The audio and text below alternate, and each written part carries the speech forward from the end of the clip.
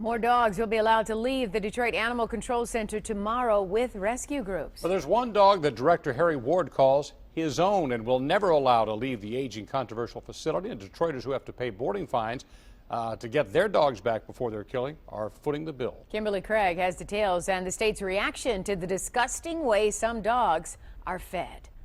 Food is put on either a piece of paper or a paper food tray. Harry Ward under fire for some of the images taken inside Detroit Animal Control just yesterday.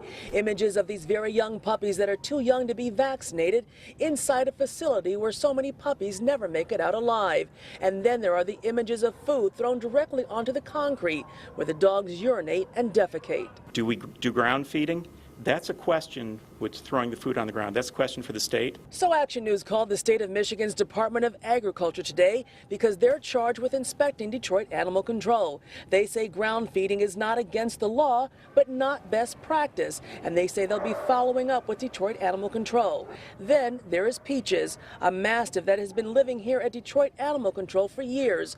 A source says this picture of Peaches was taken in 2011. Director Harry Ward has claimed her as his own as a sort of emotional support for him. You have to be creative and find ways to basically bring yourself into it in a way that's not destructive of your feelings. But hard to imagine anyone thinking a life here is appropriate when rescues have asked to adopt Peaches into a home. But Ward says he'll never let her leave. In a cage for the rest of her life, if that's the way you wish to phrase it. Does Peaches get vaccinated at taxpayer dollars?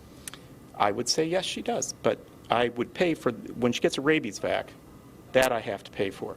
So I know next you're going to ask me for an invoice, right? I don't have one to give you today. Harry Ward's critics say he does not operate with the best interests of animals. You got to understand, he got rid of adoptions.